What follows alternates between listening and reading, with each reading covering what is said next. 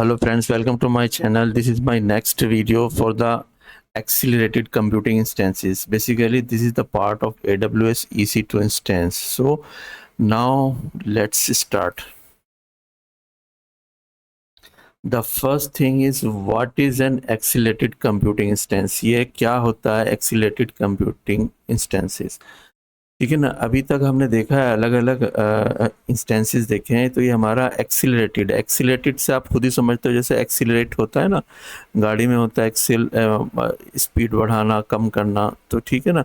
तो उसी से ये एक्सीलरेटेड कंप्यूटिंग इंस्टेंस लिया गया है। Basically it is a special type of virtual server in AWS that comes with hardware accelerators such as GPU, graphics process units और AI chips.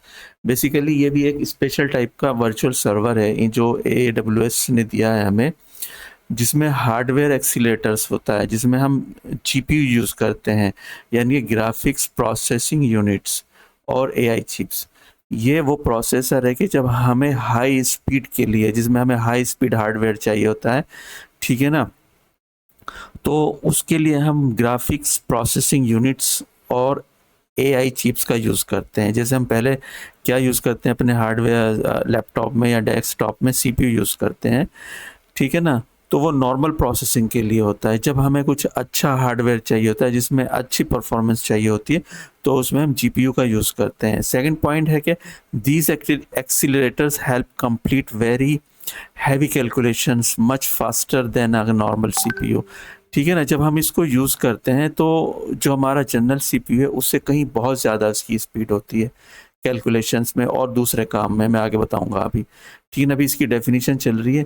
Next point है, accelerated computing instances are EC2 instances that use GPU और AI accelerators to perform complex task such much faster than CPU, ठीक है ना। तो ये इसी instances में GPU हम यूज़ करते हैं या AI एक्सीलेटर्स यूज़ करते हैं फॉर कॉम्प्लेक्स टास्क, जो CPU जनरल CPU से कहीं ज़्यादा फास्ट होता है।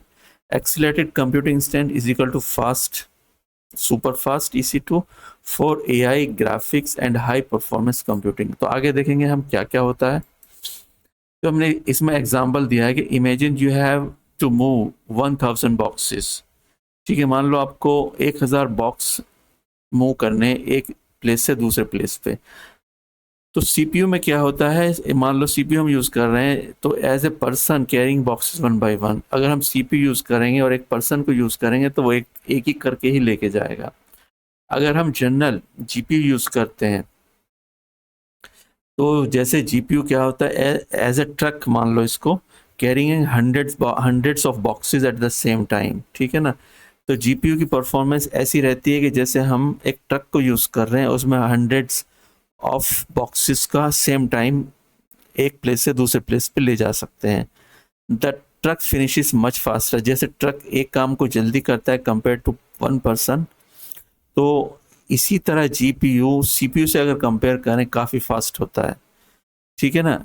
सिमिलैरिटी क्या है इसकी, CPU good for general work, मतलब जैसे हमारा नॉर्मल प्रोसेसिंग होती है या नॉर्मल हमें कुछ प्रोग्रामिंग करनी है, उसमें हम CPU का यूज़ करते हैं, मगर GPU का हम यूज़ उस टाइम पे करते हैं जब best for heavy computing task, जब हमें कोई बहुत ही बड़ा काम करना होता है तब हम उसको यूज़ करते हैं GPU को।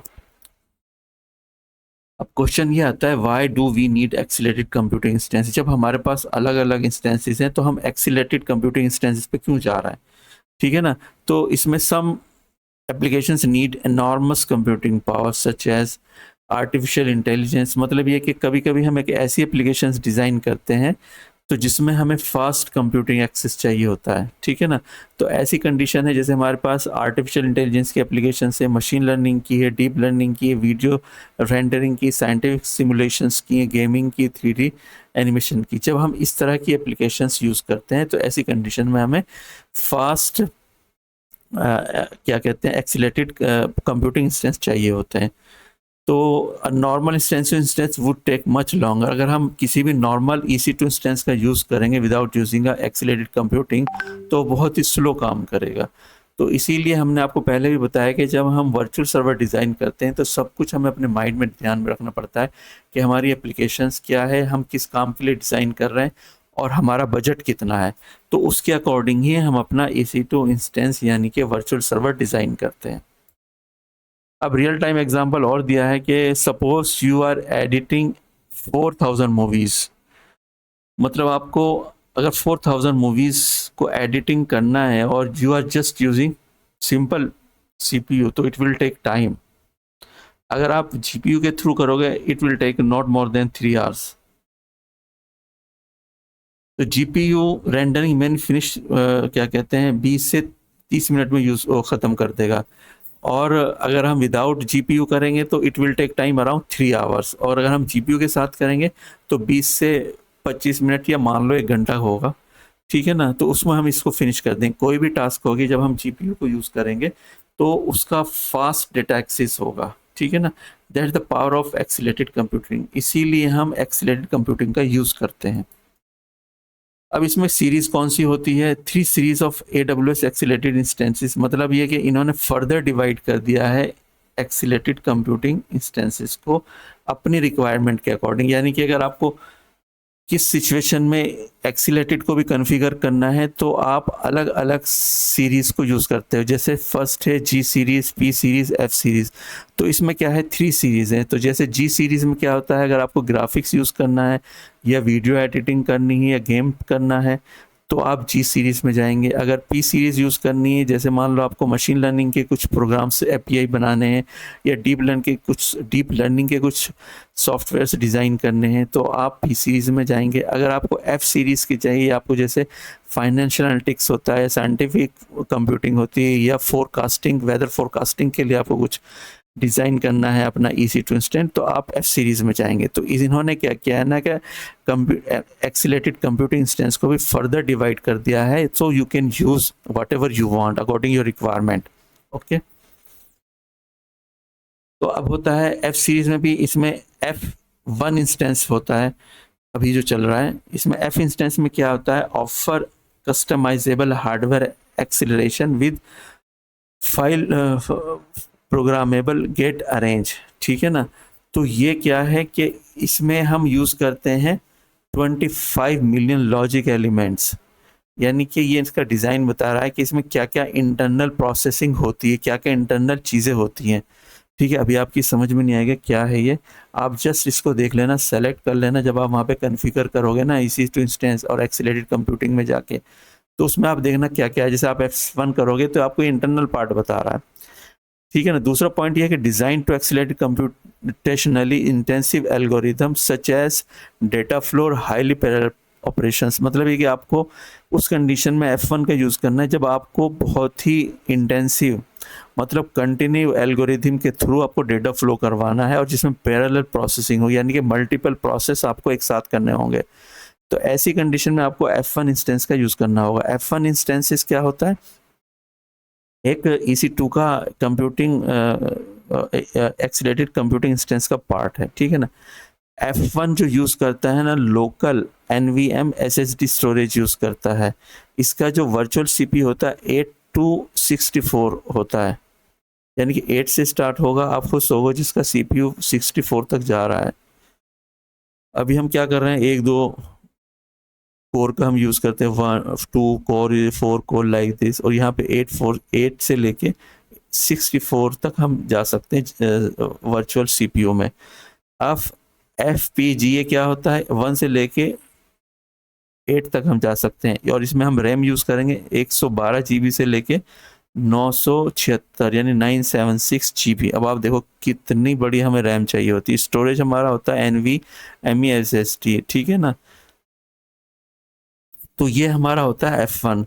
यूज़ कहाँ पे होता है, generally genomics research, financial analytics, real time video processing and big data search. तो यहाँ पे हम इसका यूज़ कर सकते हैं F1 इंस्टेंस का। दूसरा हमारा होता है P2 एंड P3, इसमें भी 2 इंस्टेंसेस हैं। It uses Nvidia and Tesla GPU, यानी कि आपने एनवीडिया का नाम सुना होगा जो एक चिप्स बनाती है, और टेस्ला का भी है। तो ये P2 एंड P3 इंस्टेंसेस में आते हैं। प्रोवाइड हाई बैंडविड्थ नेटवर्किंग, इसमें क्या है कि हाई बैंडविड्थ नेटवर्किंग होती है जिसमें हाईली इनपुट एंड आउटपुट मिलता है, जिसमें अप टू हम इसमें 32 GB of memory per GPU which makes them ideal for deep learning और कंप्यूटेशनल फ्लूइड डायनेमिक्स। ठीक है ना।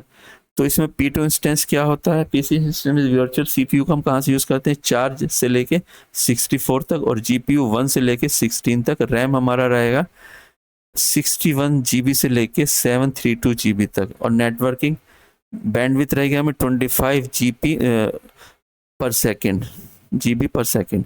तो ये हमारा है P2 एंड P3। अभी P3 का हम इसमें दिया हुआ है, इसमें जो हमारा वर्चुअल सीपीयू होगा 8 से लेके 96 से होगा, जीपीयू होगा हमारा 8 से लेके 96 और जीपीयू 1 से लेके 8 तक। ये सब आप वहाँ पे सेलेक्ट कर सकते हो, ये ऑप्शन आएंगे टॉप डाउन पॉपअप में। ठीक है ना। तो जब आप कॉन्फ़िगर करोगे, जब आपको समझ में आएगा क्या होता है वर्चुअल सीपीयू और जीपीयू, और कैसे सेलेक्ट करते हैं P3, और रैम हम कैसे ले रहे हैं, स्टोरेज हमारे पास SSD EWS है, और ये कहाँ पे यूज़ होता है, machine learning, database data analytics, genomics और मॉलिक्यूलर मॉडलिंग AI।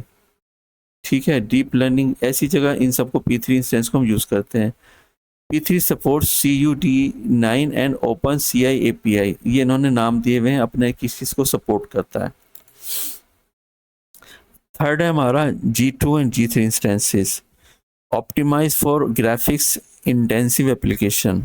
ठीक है, जहाँ पे हम ज़्यादातर ग्राफिक का यूज़ करते हैं, जैसे 3D हमें कुछ बनाना है, गेम्स क्रिएट करने हैं, गेम्स की कोई वेबसाइट बनानी है या ऐप बनानी है, और लाइव स्ट्रीमिंग करनी है, जैसे फेसबुक पे होता है या यूट्यूब पे होता है। तो इस तरह के जहाँ पे हमें ये काम, इस तरह के काम करने होते हैं, वहाँ पे G2 और G3 इंस्टेंसेस का यूज़ करते हैं at the time of creation EC2 instance virtual server.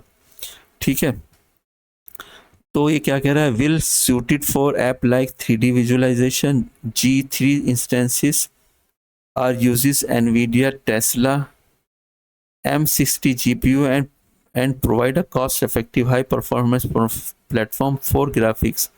मतलब इसका जो GPU है M60 कॉस्ट इफेक्टिव भी होता है, हाई परफॉर्मेंस भी देता है, जो हम ग्राफिक्स के लिए यूज़ करते हैं। इसका जो वर्चुअल CPU होगा, हम 4 से लेके 64 तक सेलेक्ट कर सकते हैं। GPU होगा 1 से लेके 4, रैम होगी हमारी 30.5 GB से लेके 4886 GB, नेटवर्क परफॉर्मेंस रहेगी 25 GB पर सेकेंड, और यूज्ड हमारा कहाँ पे होगा, video creation services, 3D visualization, streaming graphics, intensive applications. यहाँ पे हम G2 और G3 का यूज़ कर सकते हैं। Thank you.